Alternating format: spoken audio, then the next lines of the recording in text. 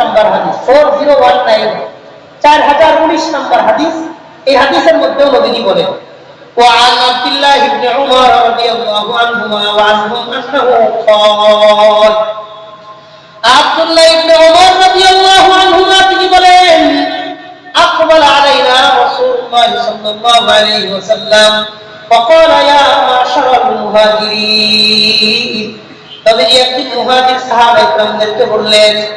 খামসুন ইযা তুরিতুম বিহিন্না ওয়া আউযু বিল্লাহি আন তুদরিকুহুন্না,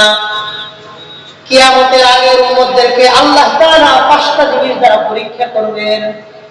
আমি তোমাদের জন্য দোয়া করে গেলাম, আল্লাহ যেন তোমাদেরকে এই পাঁচটা পরীক্ষা না করে, কিন্তু কিয়ামতের আগের মানুষদেরকে আল্লাহ পাঁচটা জিনিস দ্বারা পরীক্ষা করবেন।